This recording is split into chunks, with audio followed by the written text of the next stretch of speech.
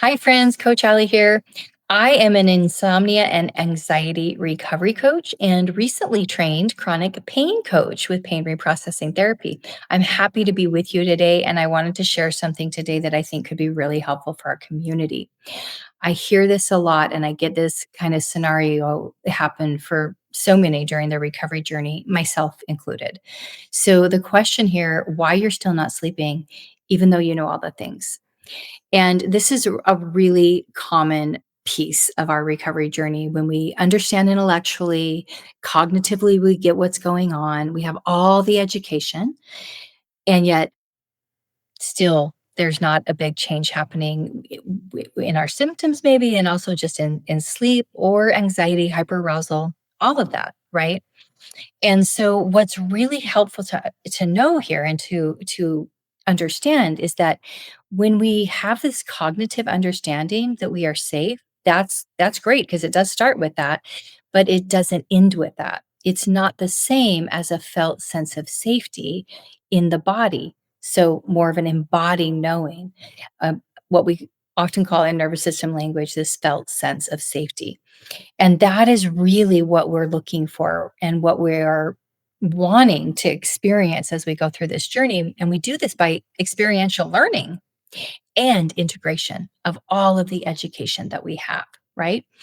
So, what's also going to be incredibly beneficial for us is to maybe understand that the approach we've been taking thus far might be what is stopping us up. And that is to say, this intensity, this urgency, the forcing, checking for symptoms, monitoring, fixing, problem solving mode, all of this is coming from fear. And all of this is the same energy that got us stuck in the first place. And it's also what keeps confirming danger to the brain. So, fear is what is running the program. And when we are constantly fixing, trying to escape, checking our symptoms, problem solving, reading more, educating more, we can't, it's almost like a compulsory. We're just like stuck in this must, I've got to fix this, I've got to figure this out. And that sense of urgency, that intensity that we're going about this approach, this is actually what is signaling the danger to the brain. So the alarm bells are not going to go off when we're approaching it with this kind of intensity, because this is actually what keeps the program running. We want to move away from fear mode and we want to move into a more global shift, not just in our approach to recovery, but probably with life in general.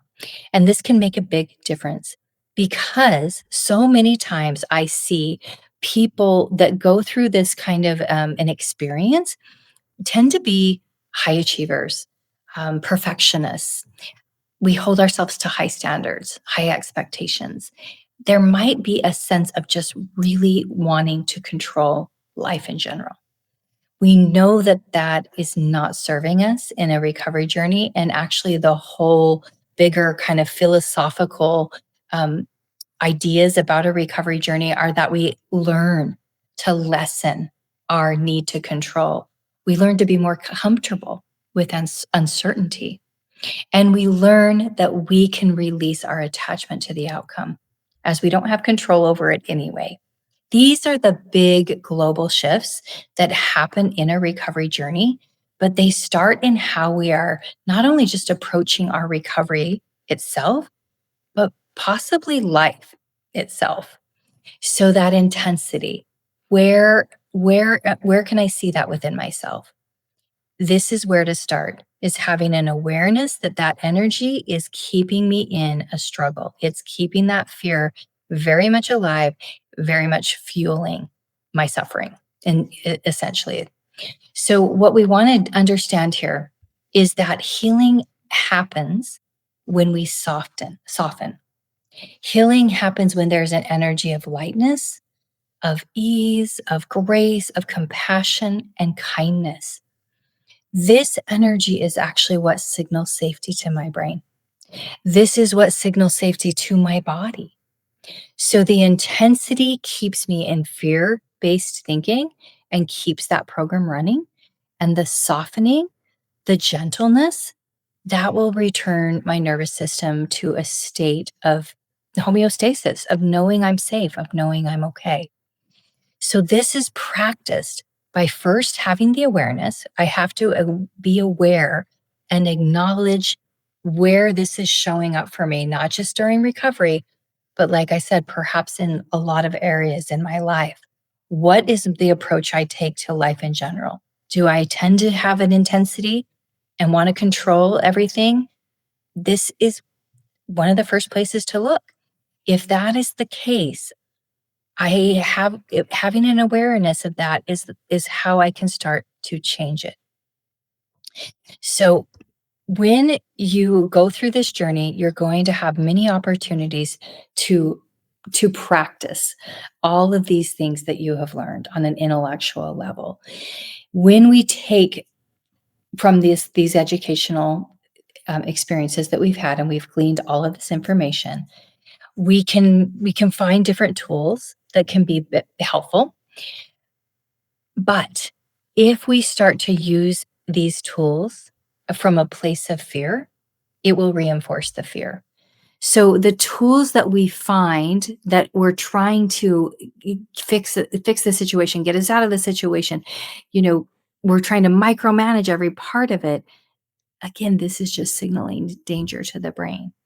So, if we can move away from that and these tools do not become weapons that we're using against ourselves, but we can approach it with a softness, with an ease, with a isn't this interesting approach, that can really go a long way in signaling this safety on a more subconscious level. So I hope some of that made sense to you today. It was really just, I really just wanted to share how this has been a theme coming up in a lot of my sessions lately, that this way in which that we're approaching our recovery with intensity is what keeps the program running. So if we can acknowledge and be aware of that, that is where this change starts, right? Just understanding that softness, kindness, compassion, gentleness goes so much further in signaling safety to the brain than the fight. This is what I wanted to share with you today. I hope it makes sense. I hope it was helpful. If you have questions, please share them in the comments. And I'm here for you if you need to reach out for one on one support. Thanks so much.